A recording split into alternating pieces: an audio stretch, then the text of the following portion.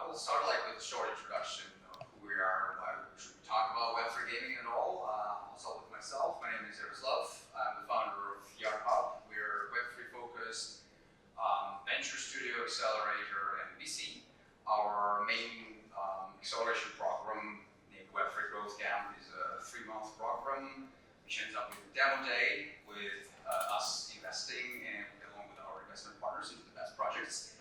I've been Web3 since 2017. In 2021, we started our Web3 venture studio actually with an NFT game, fully on-chain. Everyone's being very romantic and positive about the future. We've been through one of the worst bear markets since that, and right now we also invest into Web3 games. We invest into infrastructure, into gaming studios, and now please welcome Andrei and Miroslav, who will say a few words about themselves. How are you participating in Web3 gaming, and what do you think about it right now? Okay, hello. Thank you for coming. Not a lot of people, but hope it will be fun for you. My name is Andrei. I'm from Ukraine, and we'll be building right now Web3 game.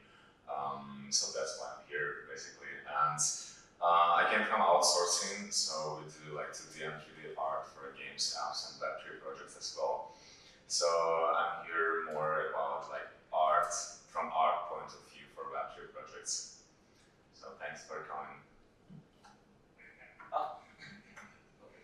Hey everybody, my name is Miroslav. I come from design background.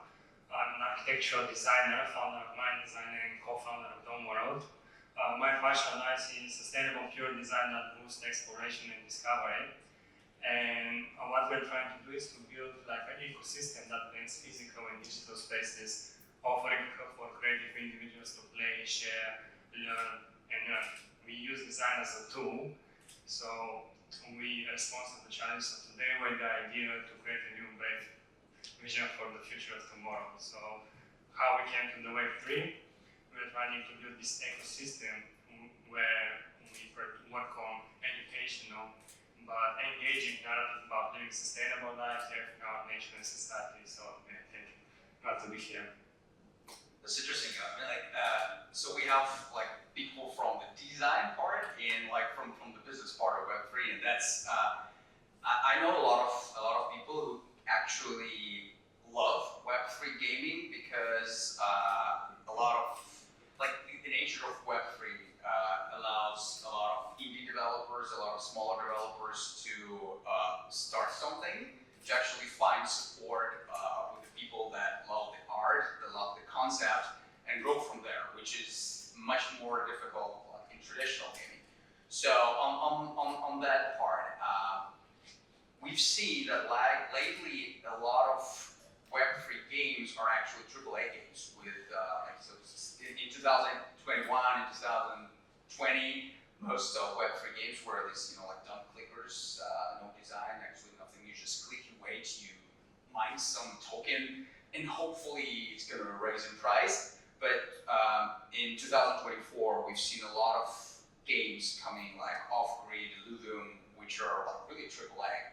Great design, great graphics. Do you think this is the trend? Will these games become more and more, design-heavy, AAA, so pushing the indie developers out of the market? And how do you think the classic game developers will introduce Web3 into their games? Okay. Thank you for this question. That's a good question because, to be honest, right now Web3 gaming is not so great as back to traditional gaming because of the concept of Web3 to earn something.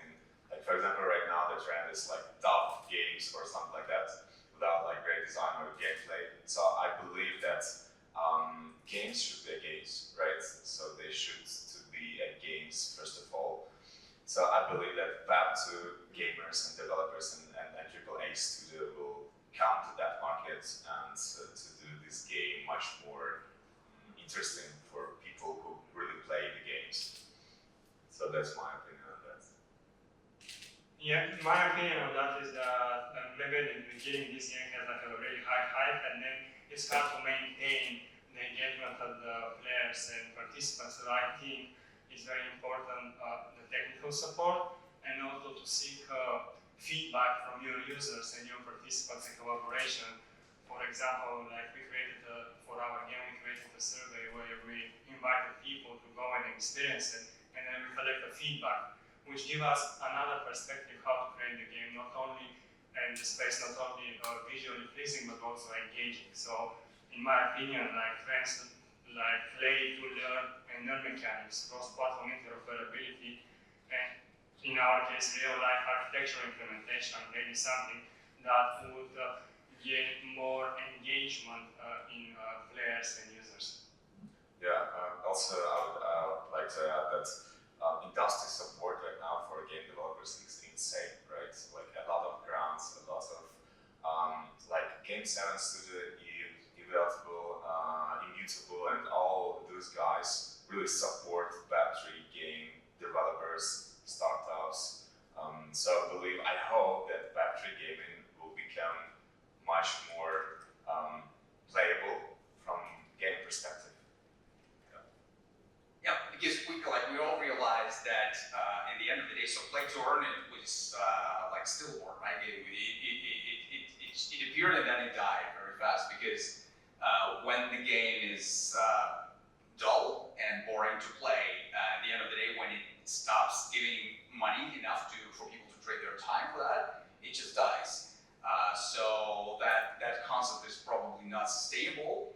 I recently had a very interesting discussion with a guy from EA Sports, and I was like asking them a very simple question: why they don't introduce? I mean, I do understand why they don't introduce like the kind of NFT or asset ownership concept into their most successful series, which is the Ultimate Team. So when I think it's called Ultimate Team or something like that. When people purchase the packs with the players, and that's like loot boxes essentially, right? And that's why they were banned in some countries. And in Austria, I think the court ordered to give money back for 2 years for everyone purchasing those packs.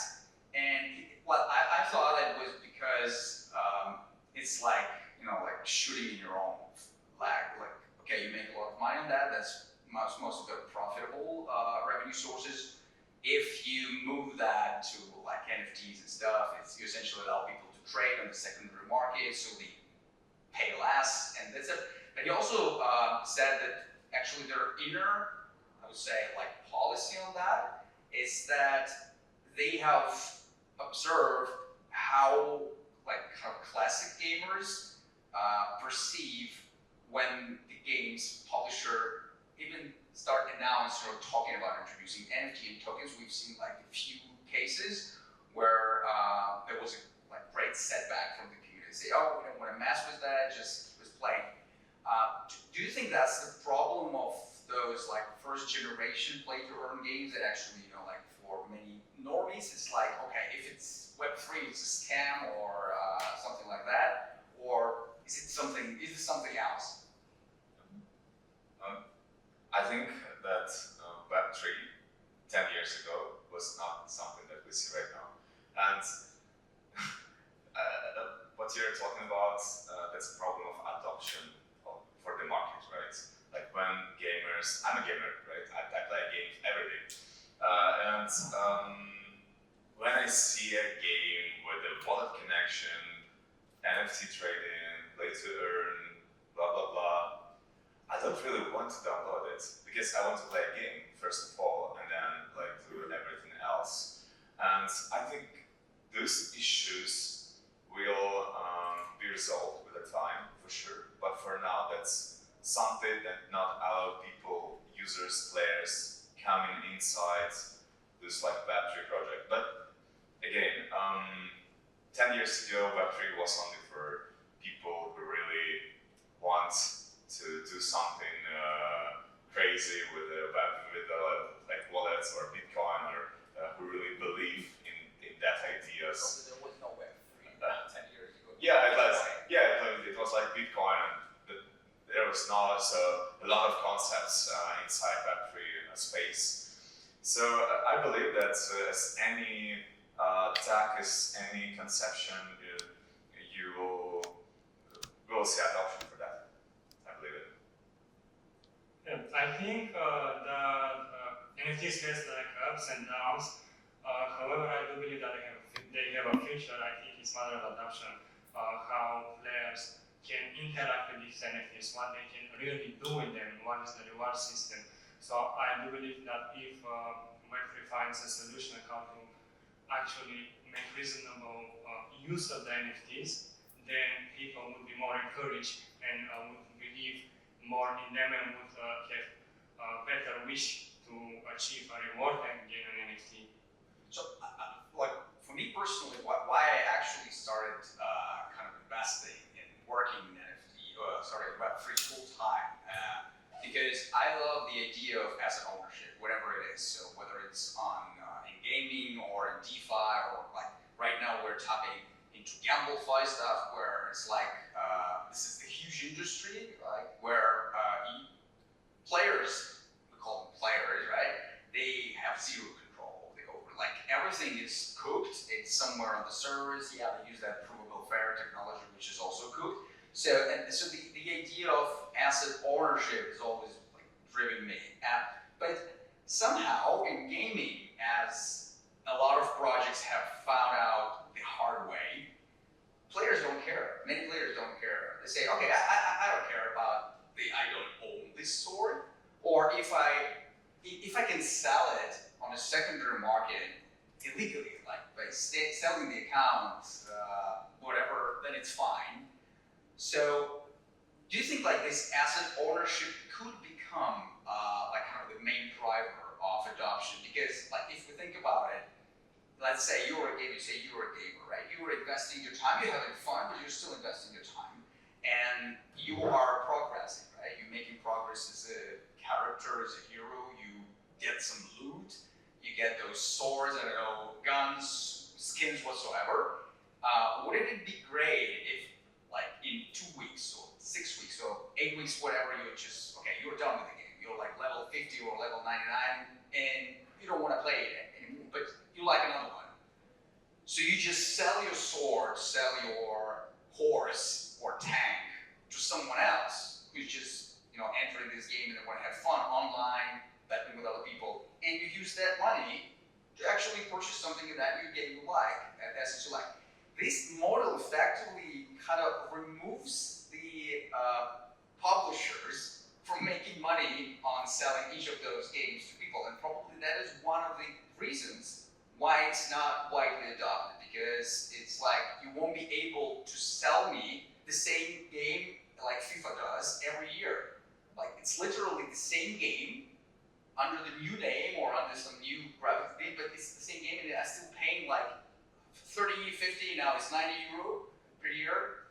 Do you think it could be like, kind of conspiracy theory, but that it's kind of being blocked from the bigger publisher that don't want their bread taken away?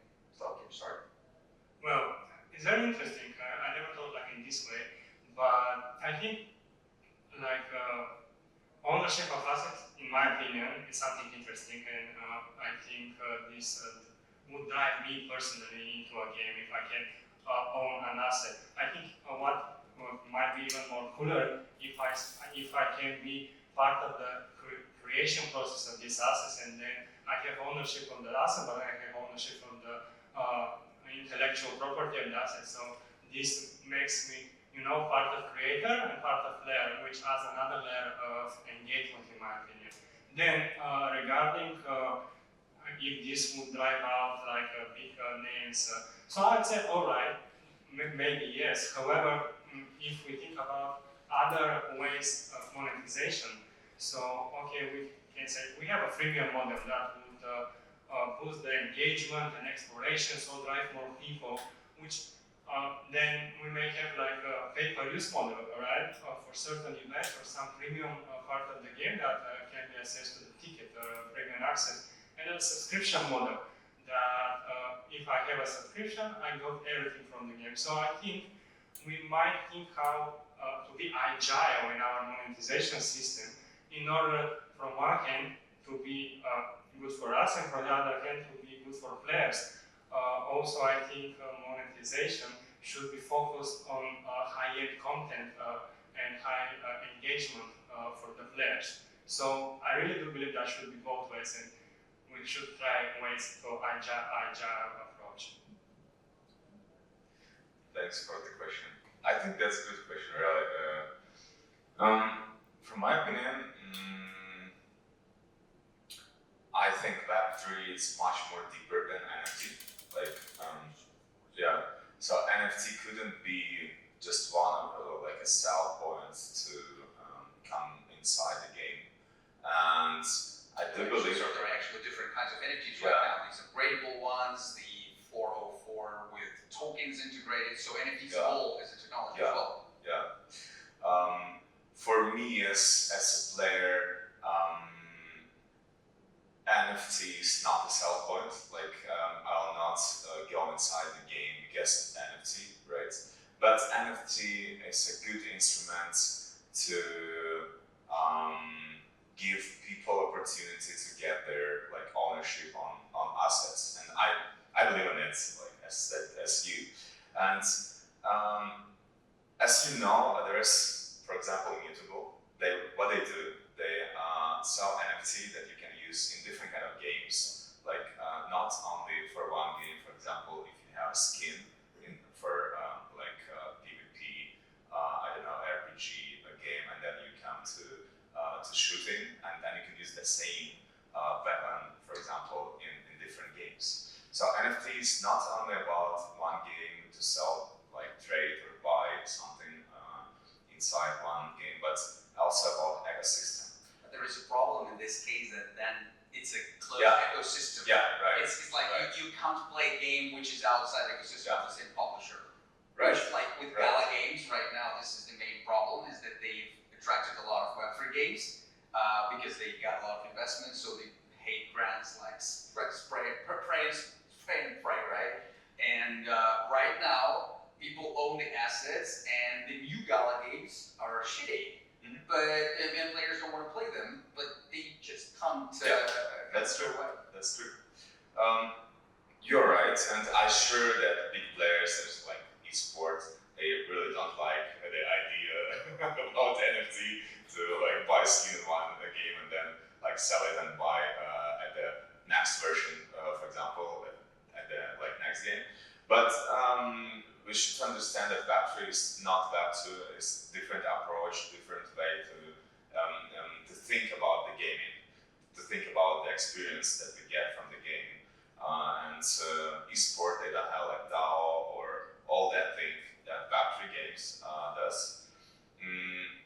So from that perspective, I think NFT is something that should be in Web3. And for example, Sony, they go into Web3. They just announced it some time ago, recently. And I think big players, step by step, they will do the steps into Web3. This will probably take one to start this avalanche, because we also had a very similar discussion some time ago. There is a guy who is kind of influential in Web3 gaming, and he is big players will never come, they will never. And the thing is, the same narrative was in electric cars. So if we take 5 years ago, when Tesla started becoming popular, everyone said no, it's big companies will never do this. Right. And then suddenly everyone is switching to e-cars. It's 2030 is everyone's doing. So because what they first saw, okay, this is Tesla, this is something, and then they said, okay, we've lost market here, we're losing market here, we're losing market share here. Now we need to react. So if one big gaming publisher entered this market seriously and said, okay, this is Web3, this is NFT, these are tokens, they are hiring smart people to find out how to, impact that in their economy in a positive way. I think that will be kind of this point of bifurcation, really, the game changer, when everyone starts doing that. Yeah. We said NFTs. I'll be throwing at you, all these novice concepts, because as we are focused on gaming, DeFi, and GameFi at this point. The new interesting concept we are discovering right now and looking into it deeply are the so-called refundable NFTs. So it's like you mint an NFT. Let's say it costs you 0.1 Ethereum, okay? And you can get your 0.5 Ethereum back in 1 year, guaranteed. So it's stored on chain. You cannot lose it. The company cannot take it. So it's 100% guaranteed that in 1 year you take your 0.3 back. You can upgrade it, like say denounce, say I don't want this, my money back, and in exchange you get something premium, okay, in the game. So you can, if we talk about Web3 gaming, you can pay 0.1 Ethereum, get that NFT, start playing the game, and if you like it, you denounce the ownership, get some, additional loot box, something like that, and that's it. If you don't like it, you either sell it to someone, and that's like risk-free purchase, because everyone knows that, like in 1 year after the first purchase, you can take the money back. And what's super cool about that is that right now we have yield on top of that Ethereum. So it's either a on-chain yield on Blast chain. So if you have Ethereum on Blast network, you have 4.2% annual yield on that. On other networks, you can just say. So imagine the gaming studio releases a game and sells, let's say 10,000 NFTs, 0.1 Ethereum each, which essentially gives them 1,000 Ethereum they cannot use because it's like refundable. But it generates them like around 50 Ethereum yearly as yield. And like some people upgrade and think, what do you think about this concept? Could that really, shift the whole industry? Because let's say you purchase an NFT, you start playing the game, and then you either get your money back in a year, but the publisher makes money on that yield generated for this year, or you like the game so much that you give them your money in exchange for something premium in the game. I think that's super cool and could be, really a game changer in the industry. I agree with you. It sounds very cool because in this way, like the players and participants can feel more safe and encouraged to go in the game, so they know, okay, I can play this game. If I don't like it, I'm not going to lose my money. So this would make beliefs in communities and higher engagement rates where people go, play, feel safe, enjoy the game. If they enjoy something, okay, they're not going to enjoy, but they're going to get the money back. Then still their feedback is good for this game, right? I tried. It's not mine, but I have anything back to it. So feel free to go and try, which would make a lot of people go and try your game, and you're going to have some successful rate on Discord, going to like it, which is going to be on top. So it sounds very cool. Yeah, I think any guarantee in Web3, that's good, because like a lot of... Not even in Web3, like you can buy a game and it's a cheap one, okay? Yeah. What do you do? Right, but Web3 is not about something stable or guaranteed. So I think that concept, we need to test it very and see the results, how it works. No, it's like it's not like a kind of a Ponzi or whatever. So there is so in Ethereum it's kind of native yield, which is within the system. So if you stake Ethereum, you get fees from Ethereum itself. Right now it's around 4% annual yield. So it's not like if we imagine that Ethereum blockchain dies, and that's the risk, but we probably don't imagine that. But it's not reduced volatility or risk, right? No, it's like you don't like 1 ETH is 1 ETH. Okay, yeah. So it's but 1 ETH it was like 2 years ago. Yeah, you one can- problem you- and you now can do- 35. Again, Right. this is the question of let's say you are a long believer in ETH, okay, and you don't plan to sell it, right? So you think, okay, I bought my ETH and I'm gonna hold it for 5-10 years until it's like 100K per 1 ETH. So you can use that ETH to play the game, and by the end of the year you get your ETH back, and you still believe it's gonna. We can skip ETH. We can use USDT. We can use stablecoins. Okay, it's always like USDT is USDT. It's the same, and even the yield is even higher. NFT for $100, and you make that $100 fully refundable in 6 months. And that will be That perfectly sounds fine. good. Yeah, and what the game publisher will do, so $100 will give you at least $10 per year. So in half a year, it gives you $5. So essentially, you are selling your game to a player for $5 minimum. If they like it, they will renounce that and get some premium loot box or whatever stuff, and you get the whole $100. Okay, it sounds good. And that's what I think like in that's what can be like introduced to many economic concepts. This idea of native yield, I think it's very cool from that perspective. Coming back to creators economy and all like the stuff that Miroslav mentioned about like when players are getting engaged into the creation. We know like this Roblox, Sandbox, right? All this stuff. Actually, in our current cohort, we have a project that are building the first DeFi layer for Sandbox, which is a very interesting concept. So these guys are one of the leading developers of games for Sandbox. So they're like Sandbox official partners. They get grants from them. And what they are doing right now is that they are allowing the landowners to actually lend out their lands for someone to build games on top of that and start getting revenue. So, and what we've seen in Roblox, like it's crazy, right? And probably Sandbox, if they don't continue fucking up all the time, they might be like the Roblox on Web3. Do you think like the majority of gamers are ready to actively participate in the process of creating new games in some ecosystem of, like attracting your friends or whatever, or is it just, like only an active part of gaming population?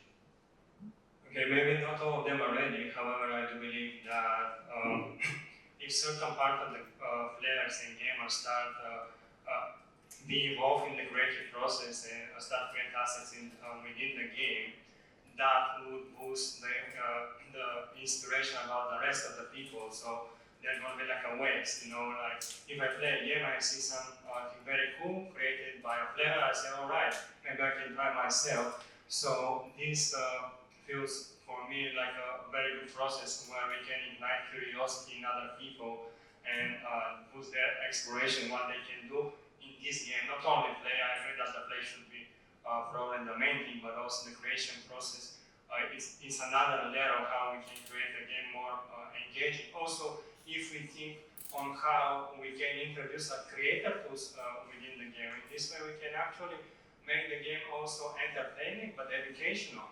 So which adds another layer. So our games are first engaging, they're educational, they're creative. So we build like a community in which in the same time play, learn, earn, and educate themselves, which is so cool in my opinion. I just thought about, I just had an idea right now that it's like actually the new user acquisition channel for games. So let's say there is a kid in school and you give this kid the opportunity to build something, and then that kid actually attracts the whole class to play their game, and that's how like 10 or 20 new users come to the platform, and that's like this kind of horizontal distribution. Exactly, we're doing this with my daughter in her school, so we're trying to You're engaging all the kids in the school.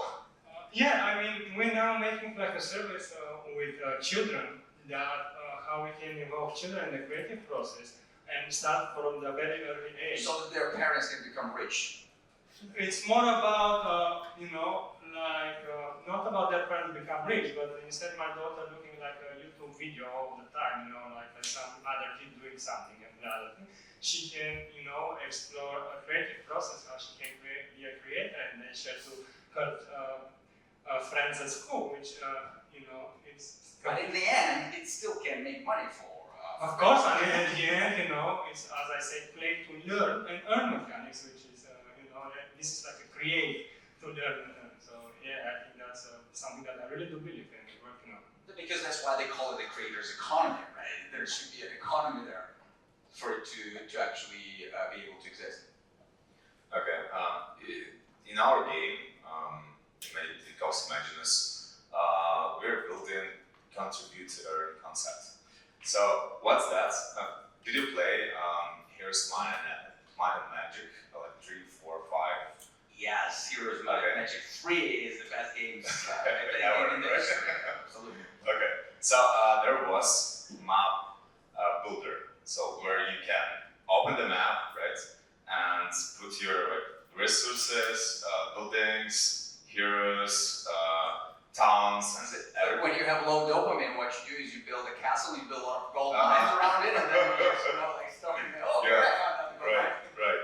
So, and it was like 20 years ago or something like that. So, if community ready to be part of a game, to contribute inside the game, to contribute around them, I think that's a great concept.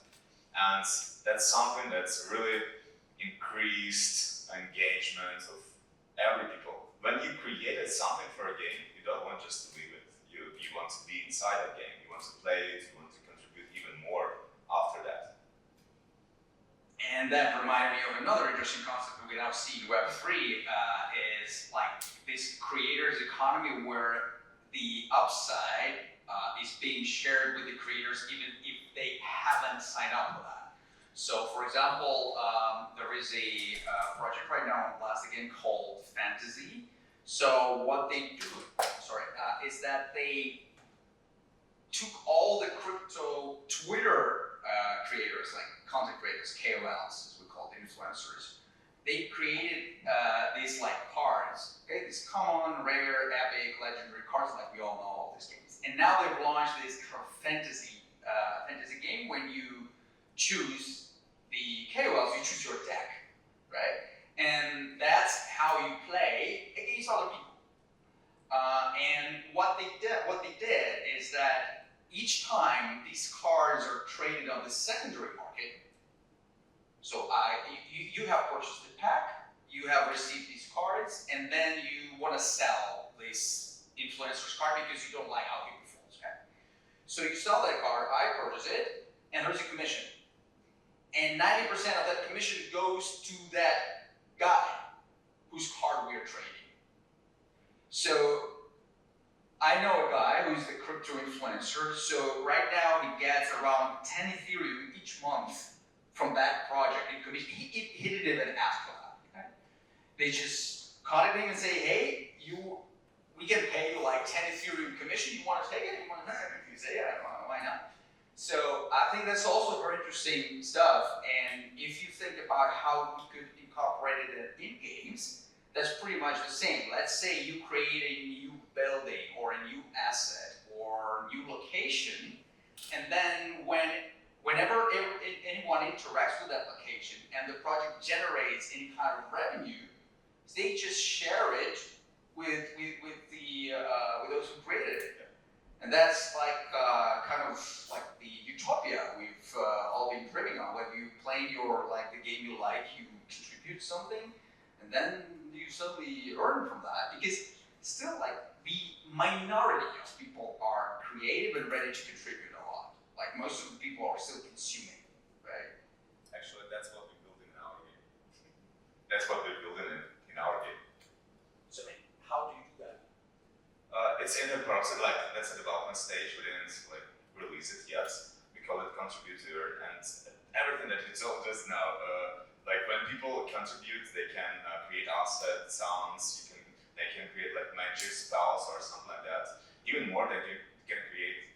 We have arena inside our game, and they create like level for that arena inside the game. And if you are a Twitch blogger, for example, you just call everybody who play that game inside the game, and they can like buy something, blah blah blah. And of course, as a blogger, you will get this like percent from sales from everything. So yeah, that's pretty what you just told about it. That's also interesting. This like kind of KOL influence attention-based economy and user acquisition is a big trend right now. and we also see it in gambling. We see like the ideas of that in gambling. So we are working with a project that are enabling KOLs to instantly kind of create their like I would say like small casino, right? Which is like pretty much the casino you would imagine, and then they share it with their audience, and they essentially can build their own small ecosystem around that. So they say that whatever profit they get from anyone playing who signed up through their affiliate link, they will share back like 95% of all the affiliate payments within the community. And it's like people who know that usually casinos pay like anywhere from 60 to 90% depending on how legal they are. Right? For most of the people, it's like, wow, it's a game changer as well. So that's it. But I think it's kind of difficult to shift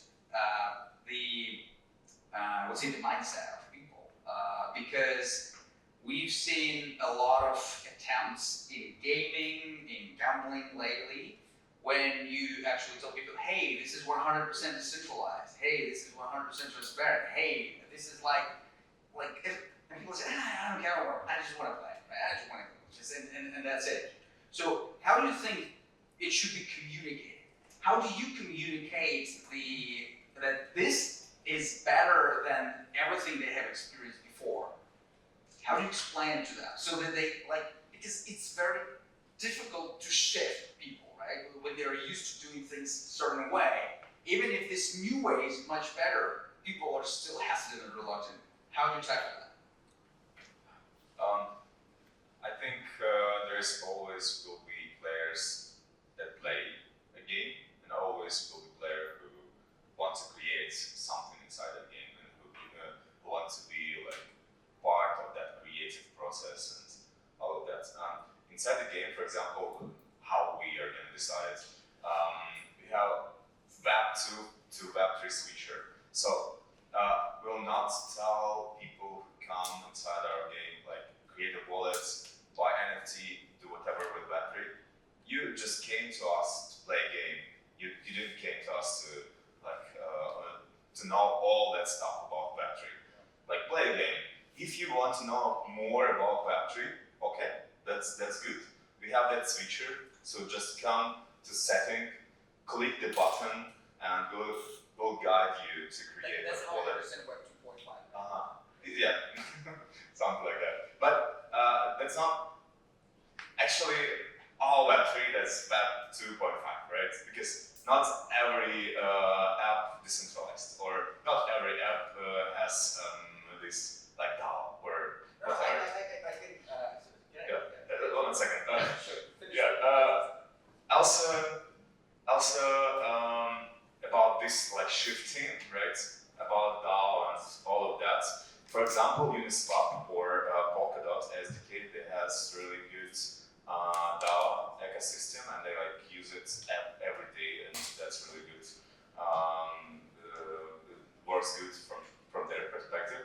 And what they did at the beginning, they did initial grants and initial marketing program for the user base, and they like send those emails, like Twitter posts and blah blah. Okay, guys, here's a DAO, here's a grant. Just come to us and let's start to work with that. Let's start to interact with the like DAO things and all that stuff.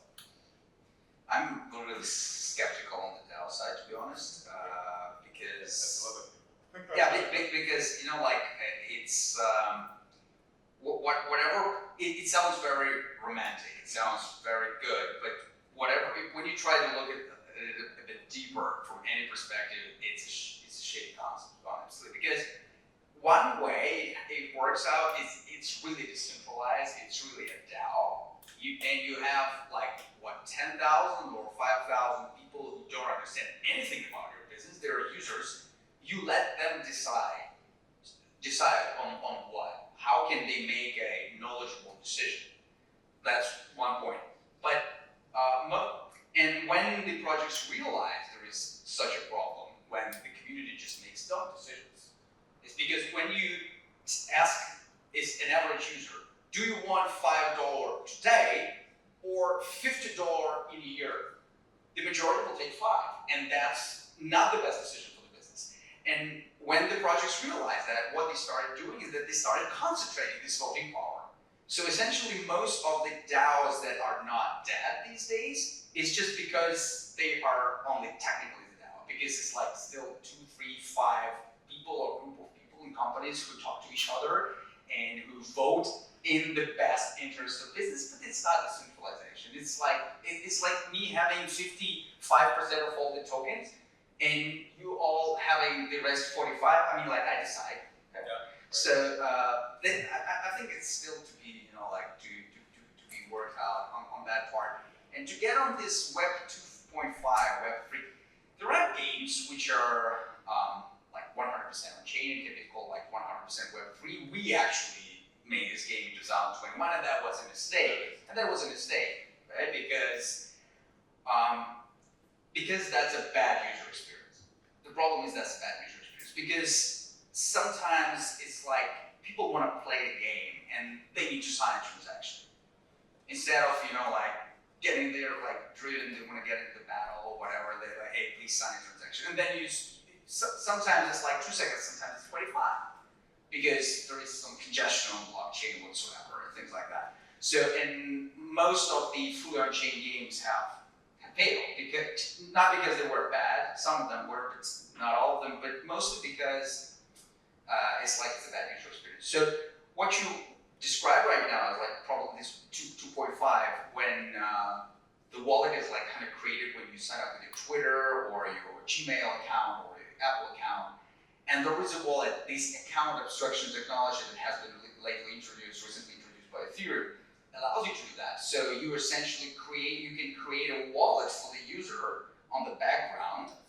Yeah, it's like I'm logging in with my Twitter. I have that wallet. I can send crypto to that wallet and use it without touching it. If I want to leave, I just take the keys, use my MetaMask, and I'm out of the game. So, and that's what many projects are using these days, and probably that's what 2.5 is. How do you think, will we see more and more integrations of this, as now we have this account abstraction technology, which really makes onboarding much better, much easier? Do you think we will see more games, which are really fun on the game's perspective, integrating at least this wallet solution, at least for payment purposes? Even, not to pay this 30% App Store commission or something like that. Yeah, I think so, because with this wallet abstraction, we actually, as a player, you can go very quickly to the game experience, to play the game, and you don't need to remember every time you're 16 with fear or whatever, and forgot it, and then you go in a nightmare when you have to release your password and stuff like that. So this makes it really easier, and as a player, I would prefer this one. Of course, I don't think it's a downside, but I have to pay a little bit for this kind of wallet abstraction, right? It's not like a completely free one, I guess. So it depends. It depends on the publisher. It makes it possible for the project to pay for this wallet creation, and if it's not Ethereum, it's kind of cheap. So on many L2 blockchains, it's like 2 cents. Yeah. But this kind of threshold, I didn't need to pay for this one, but I still have to do something, to pay for the new one. This might be, but I do believe that is overall a very positive experience if I'm able to go in seconds or minutes to go and play the game instead of driving all these procedures before that. Okay, again, good question. I hope that Web3 will become much more easier and much more convenient for users. For example, again, 10 years ago, the tech and adoption and all those convenient things right now that we are using in Web3 was not possible. It was something in a dreaming of a people, of founders who is really believe in Web3. For example, right now there is a startup called segments. We call segments. What they do, they allow you as a user come to game, click to button, like do this abstraction accounts, and then, for example, if you want to mint an NFT, you shouldn't go out and then sign this and sign it, right? Me as a founder, I will just put money inside that account on their site, and for a gamer, everything will look as just as simple any regular game without any go out like wallet and without like seeing transactions and all that stuff. But how do they pay for the NFT? They do it somehow at the back end. I don't know how they do it, So but users that's pay a by tag. card or something Yeah, like that. that's a tag, and it's kind of every day, every month, every year, Web3 becoming much more easier, convenient, and much more user experience sets for people who enter inside it. So I hope that Web3 will be much more easier and like convenient from that perspective. As you work in Web3, as you like deliver for Web3 gaming industry, have you seen any like changes or latest trends, any market meta, investment meta lately? Is there more interest from investors? Is there more interest from like infrastructure providers, like from tool developers? Because I mean, like we are more on this like business investment side. I want to hear on the creator side. Has it become easier for you lately to create something in Web3? Like you get these new frameworks or IDE, whatever. Is there a trend? I feel like in the recent months or a year, there is like a going. So we have received like a request for more collaboration. For instance, like a few days ago, I had a talk in London in a university about that, and then the university professor, their business school leader came and said, look, we're looking to do something like that in our education program. So would you like to collaborate and build something together like an immersive and VR experience? So we learn, students are more engaged and learn faster. So I think with the recent like investment from Meta, also what Epic are doing and Disney. So all of these movements are helping, like founders like us to believe and to push harder. So yeah, excuse me, I think we are in a positive path. So yeah, definitely. Yeah, I agree for sure. There's a lot of there's a few questions from you. There's a lot of opportunity for developers, for everybody to create anything inside Web3 because there's so a lot of opportunity to create infrastructures, ecosystems, to do like tools and all that stuff because there's kind of not so much really convenient services inside Web3. It could be much more bigger, like much more greater. From the perspective of like trends, we are using a lot of instruments right now to build the game, and absolutely, there's really great trend for that.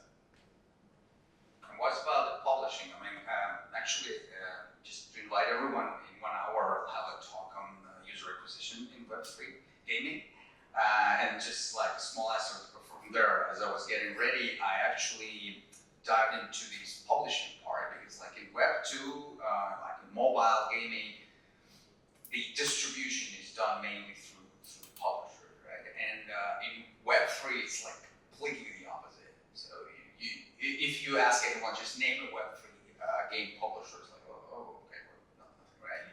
Do you think it should change, and do you think it would change? Because like there are pros and cons for this publishing distribution model in Web2 and in classic games. How do you think Web3 can either benefit or lose from, let's say, Epic Games starting accepting Web3 games into their launcher? I think in the beginning it might help, because as a startup, you might find it hard to create your own host, your own server. So to manage it, to make it work properly, like for instance for us, because we're working with high-end and high detailed geometry, then the optimization part and also the performance is something that we have to deal with and find a way. So to build the server in the very beginning by our own is something hard. So we, let's say, for us as an initial step might be beneficial to use some of these big providers. However, in the long term, that might be risky because then when you want to grow, do they really allow you to grow that big? So it's always like the 2 points of the conversation. I think the reason why there is not so a lot of publishers inside Web3 community, inside Web3 space, because of the games. Like if you will see in Web2, there's a lot of great, interesting games and a lot of players and etc. And you will see Web3. There is a good games, right? But that's not so big space for publisher. And you're right. In Web2, you have like strict and direct methods to do a user acquisition. But for Web3, you should find different ways to bring in people on your board, inside your game. So I believe that in future, for sure, it will change because as like Sony will come to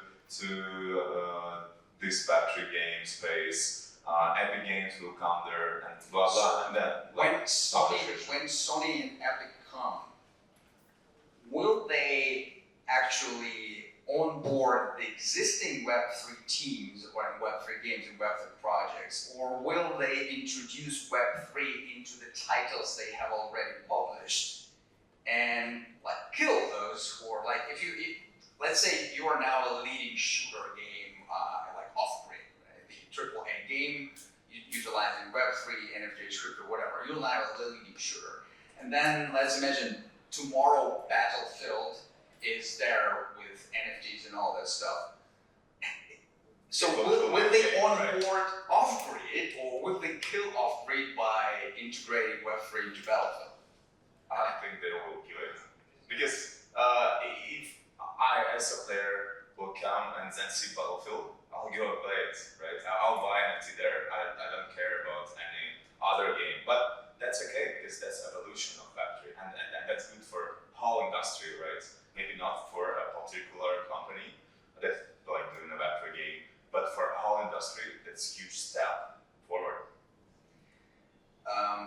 I'm part of Wolves DAO. This is a kind of closed gaming Discord community with like founders and experts from Web3 gaming, and they like the one of the hottest discussions lately is around the creators for gaming, because in classic gaming, the influence of the streamers, of the creators, is immense. It's huge. They can really make it for the game or kill it completely. And there is probably none for Web3. We have counted 2 or 3 Web3 gaming reviewers and streamers and influencers. Why do you think that happens? What would be the reason for that? Games. Not enough good games. I mean, yeah, not enough games. Web2, again, Web2 have like Assassin's Creed, Battlefield, Heroes Might and Magic, all the Blizzard games and all that stuff. Like, if you come to Web2 space, you have so great games around you, and that's good. That's because we have a lot of Twitch or any other bloggers who will do this, like influence it, right?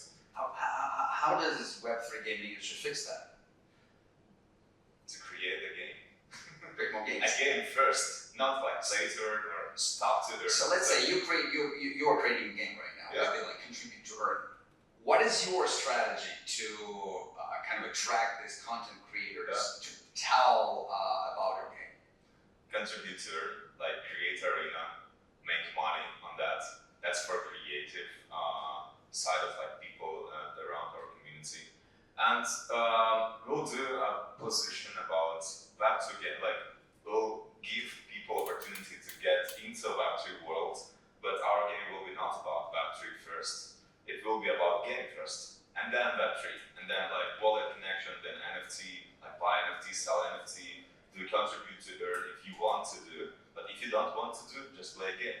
Play a game, have enjoyed, do whatever you want to do as a gamer, because you come here to play a game, not to earn money or not to top or do whatever you want to do.